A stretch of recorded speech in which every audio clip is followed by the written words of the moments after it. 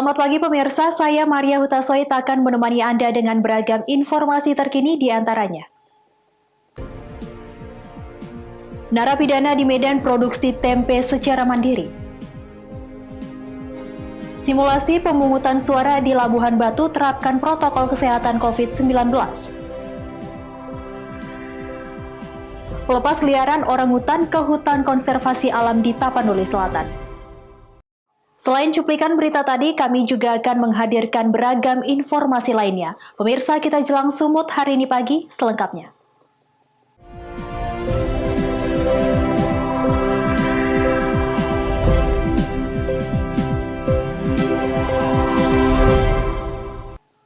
Kita ke informasi pertama pemirsa. Dalam mengembangkan keterampilan, sejumlah warga binaan pemasyarakatan Lapas Kelas 1 Tanjung Gusta Medan memproduksi tempe sendiri. Produksi tempe tersebut nantinya untuk biaya makan tahanan serta dipasarkan bagi pengunjung yang datang membusuk kerabat mereka.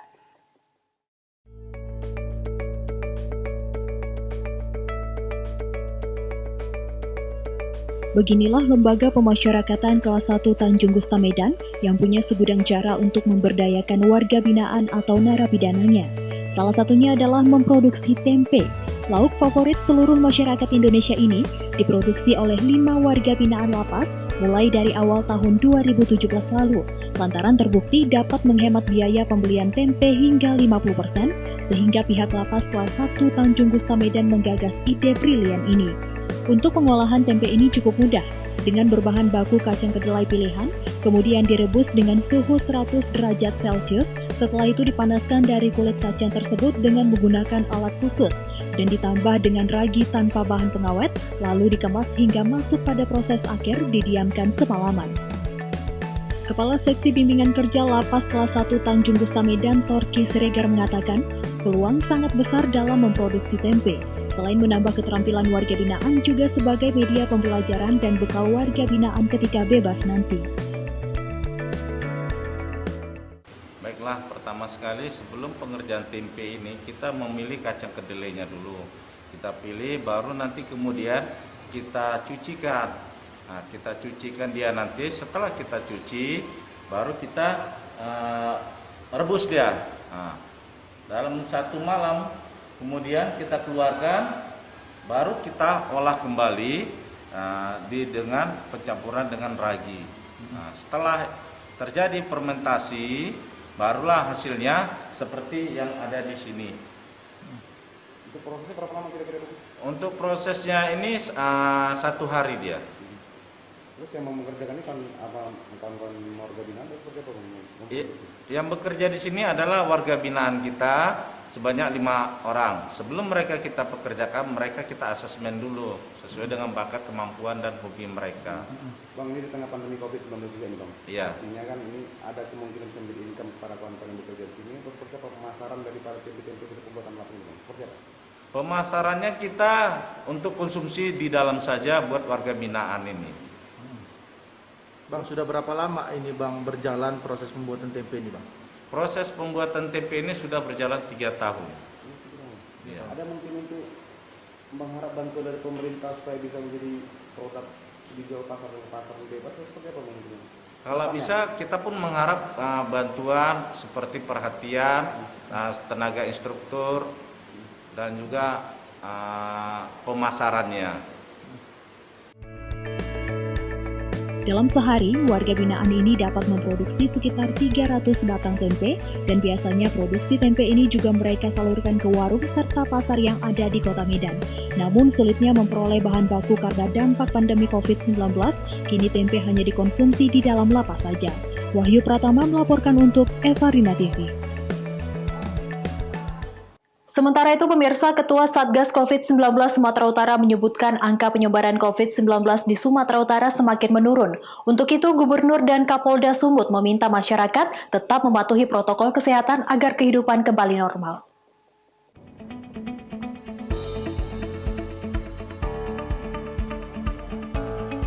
Pernyataan ini disampaikan Ketua Gugus Tugas COVID-19 Edi Rahmayadi di Rumah Dinas Kapolda Sumatera Utara. Sebelumnya, angka penyebaran COVID-19 di Sumatera Utara di atas angka 250 orang per harinya. Namun hingga kini angkanya sudah semakin menurun, berkisar antara 75 hingga 85 orang per harinya. Kondisi ini tidak terlepas dari upaya dan kerja keras seluruh tim Satgas COVID-19 dan tingkat kepatuhan masyarakat dalam menjalankan protokol kesehatan. Meskipun di beberapa tempat tim Satgas COVID-19 masih harus melakukan berbagai upaya, seperti razia dan penindakan, namun upaya tersebut ternyata membuahkan hasil, sehingga angka penyebaran tersebut bisa ditekan seminimal mungkin. Angka kesembuhan akibat COVID-19 juga semakin membaik karena telah mencapai angka 82% dan kematian masih pada angka 4%. Karenanya Gubernur Sumatera Utara terus mengimbau masyarakat untuk tetap mematuhi protokol kesehatan guna menjaga kesehatan diri dan keluarga. Dari posisi saat itu kita ada sampai 250, 260 per hari yang terkonfirmasi. Nah sekarang sudah menurun sampai kepala 70, 75, kemarin naik sedikit menjadi 85, 14.000 sekian yang kita terkonfirmasi. Nilai kesembuhan kita cukup baik, sampai 82%.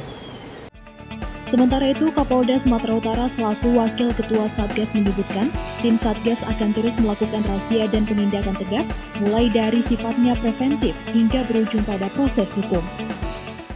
Apapun yang terjadi kerumunan kami akan bubarkan dengan tegas sesuai dengan kesepakatan dan pelaksanaan Inpres 06 2020 tentang operasi justisi yang sudah dilakukan dan berlangsung sampai hari ini. Wahyu Pratama melaporkan untuk Evarina TV. Kita ke informasi lainnya, pemirsa. Banjir yang melanda Kecamatan Batang Serangan, Kabupaten Langkat, Sumatera Utara sudah mulai surut Selasa pagi kemarin. Namun warga masih cemas air akan kembali naik karena curah hujan yang masih tinggi. Warga juga mengharapkan bantuan dari pemerintah yang tak kunjung datang meski rumah mereka terendam banjir. Air banjir yang merendam ribuan rumah warga di Kecamatan Batang Serangan, Kabupaten Langkat, Sumatera Utara sudah berangsur surut. Air yang masuk ke dalam rumah warga sudah mulai berkurang dan sebagian besar warga sudah mulai membersihkan rumah mereka. Meski air sudah surut dan air hanya menggenangi halaman rumah warga saja, namun warga masih cemas air akan kembali naik. Sebab hingga hari ini curah hujan masih tinggi, baik itu di Kecamatan Batang Serangan maupun di kawasan hulu sungai. Menurut warga, Suroso mengatakan air sudah surut sejak pukul 5 pagi Selasa kemarin. Namun mereka masih cemas air akan kembali naik karena hujan yang masih turun di desa mereka. Sayangnya hingga hari ini, belum ada bantuan apapun dari pemerintah daerah terhadap warga yang rumahnya terendam banjir sejak kemarin. Warga berharap pemerintah Kabupaten Langkat bisa ikut membantu meringankan beban mereka yang terdampak banjir.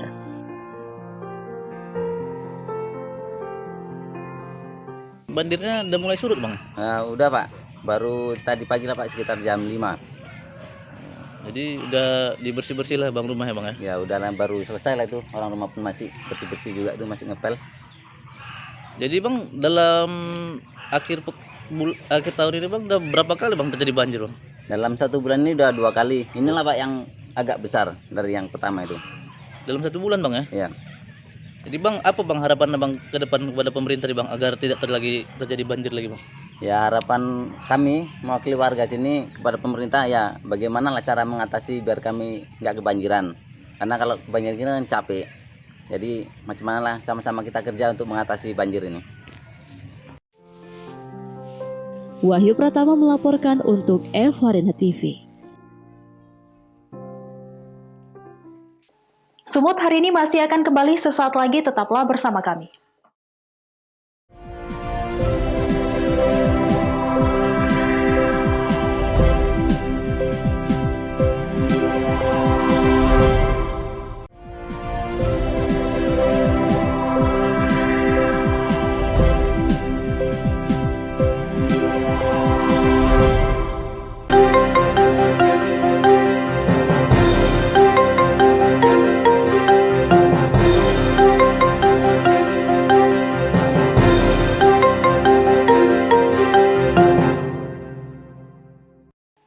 Terima kasih masih bersama kami.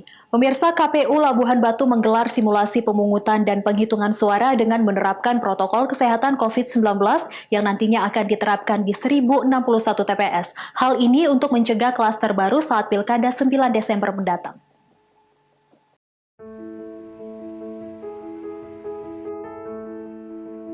Guna memberi pemahaman kepada masyarakat dan petugas penyelenggara di TPS terkait proses pemilihan kepala daerah atau pilkada pada 9 Desember 2020 mendatang, KPU Labuhan Batu menggelar simulasi pemungutan dan penghitungan suara dengan sistem aplikasi Sirekap di tingkat TPS di lapangan IK Bina Rantau Prapat Labuhan Batu, Sumatera Utara.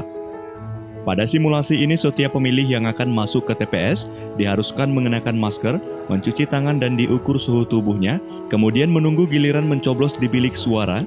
Pemilih harus duduk dengan menjaga jarak sambil mengenakan kaos tangan yang disediakan panitia pemilihan.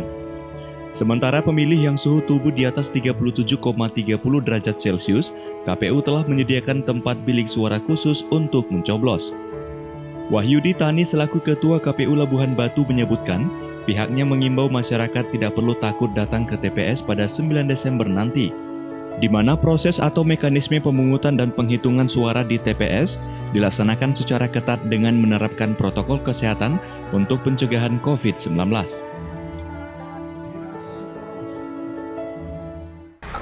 Ini merupakan simulasi pemungutan suara real ya. Jadi ini kita simulasikan seperti apa pemungutan suara pada tanggal 9 Desember nanti. Jadi ini dimulai persis seperti dengan yang kondisi yang terjadi nanti pada 9 Desember.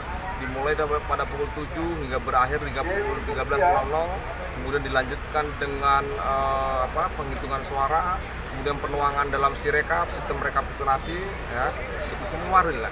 Jadi kita sini menjelaskan dihadiri oleh semua KPPS, semua PPS ya, semua PPS Rantau Utara dan Selatan dan seluruh PPK Kabupaten Labuhan Batu.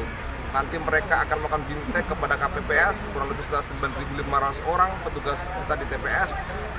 Kita tunjukkan hari ini dimulai dari awal dengan mencuci tangan, ada wastafel, diberikan sarung tangan plastik, kemudian ada bilik suara khusus bagi pemilih yang bersuhu tubuh 37,3 derajat Celcius ke atas, ini diberikan bilik suara khusus. Artinya proses ini sampai dengan akhir tidak ada celup tinta itu diteteskan kepada jari pemilih, tidak ada sentuhan sama sekali antara pemilih dengan penyelenggara kita di masing-masing TPS. Inilah bukti bahwa kita sebagai satu sisi menjaga keselamatan dan kesehatan pemilih kita di 9 Desember. Jadi simulasi ini akan kami sampaikan kepada seluruh penyelenggara kita di bawah untuk memastikan kepada pemilih nggak usah takut datang ke TPS, nggak usah khawatir karena kita memastikan tidak ada sentuhan apapun.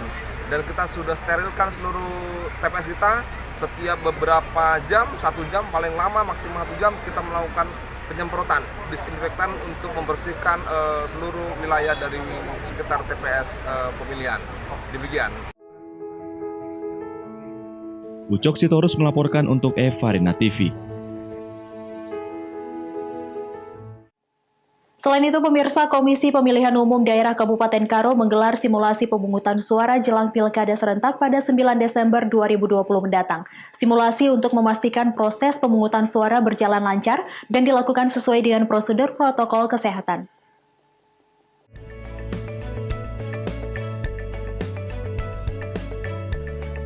Jelang Pilkada serentak 9 Desember mendatang, Komisi Pemilihan Umum Daerah Kabupaten Karo, Sumatera Utara menggelar simulasi pemungutan suara dengan prosedur protokol kesehatan. Di setiap tempat pemungutan suara akan diukur suhu tubuhnya, disediakan tempat cuci tangan, hand sanitizer, serta akan diatur jarak selama di lokasi. Setiap petugas akan memakai alat pelindung diri selama proses pemungutan suara, seperti face shield dan sarung tangan. Jika pada saat pemungutan suara terdapat pemilih yang suhu badannya tinggi, akan langsung diarahkan ke bilik suara khusus yang telah disediakan. Menurut Komisioner KPUD Karo, simulasi ini dilakukan secara serentak di seluruh Indonesia. Selain itu, simulasi penghitungan suara juga akan menggunakan aplikasi Sirekap. Aplikasi sistem rekapitulasi secara elektronik ini nantinya diharapkan dapat membantu mempercepat proses rekapitulasi penghitungan suara. Target Komisi Pemilihan Umum Republik Indonesia, maka seluruhnya melaksanakan pemilihan kepala daerah, secara serentak juga dilakukan simulasi pemungutan dan penghitungan suara sekaligus penggunaan Sirekap.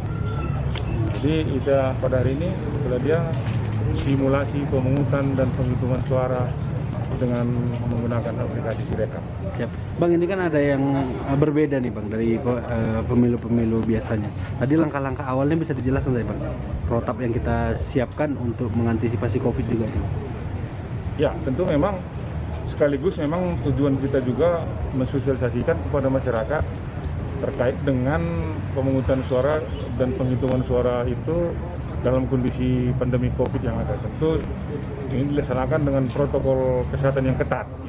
Semua peralatan-peralatan protokol kesehatan harus kita sampaikan kepada masyarakat agar masyarakat nantinya tidak ada keraguan, tidak ada ketakutan dalam menyampaikan atau menggunakan hak suaranya di TPS tersebut. Itu yang mau kita kejar di. Masyarakat diimbau agar menggunakan hak pilihnya serta tidak khawatir akan adanya klaster baru dalam penyebaran COVID-19 dikarenakan seluruh proses kegiatan akan dilakukan sesuai dengan protokol kesehatan. Chandra Bukit melaporkan untuk Evarina TV. Pemirsa, Komisi Pemilihan Umum Daerah Kabupaten Simalungun, Sumatera Utara telah selesai melakukan sortir dan melipat surat suara pemilihan kepala daerah. Dalam proses ini, KPU Simalungun sengaja tidak melibatkan banyak orang guna meminimalisir kerumunan namun tetap menerapkan protokol kesehatan.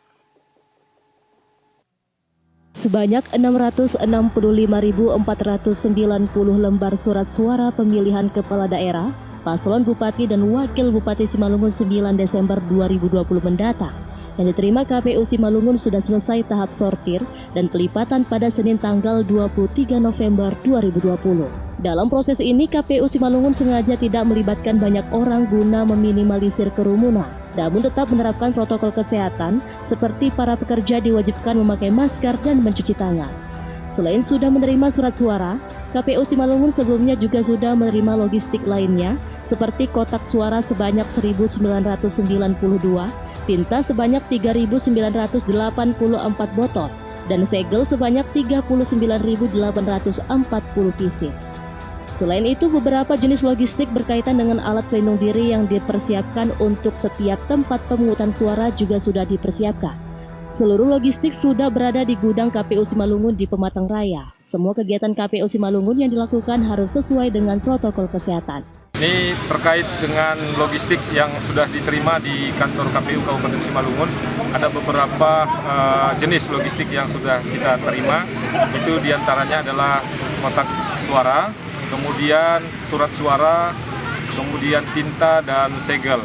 Nah, ini sudah kita tempatkan di gudang KPU dan juga ada beberapa jenis logistik ini berkaitan dengan APD yang kita persiapkan di masing-masing TPS untuk pencegahan COVID. Di antaranya itu ada sarung tangan plastik, kemudian juga ada tisu yang kita berikan nanti di tiap-tiap TPS supaya masyarakat yang menggunakan hak pilihnya ini merasa nyaman ya, terhindar dari penyebaran COVID-19. Dosi Simarmata melaporkan untuk Evarina TV.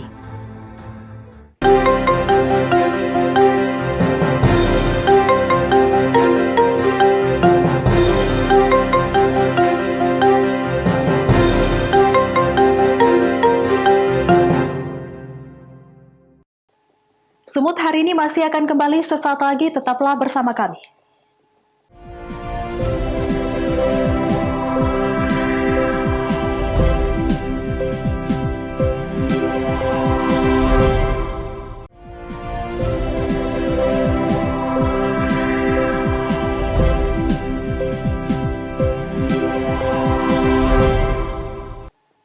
Terima kasih Anda masih bersama kami. Pemirsa, petugas BKSDA Sumatera Utara melepas liarkan seekor orang utan tapanuli ke habitatnya di konservasi alam di Desa Sipirot, Tapanuli Selatan. Sebelum dilepas liarkan, orang utan tersebut sempat mendapat perawatan dan pemeriksaan kesehatan.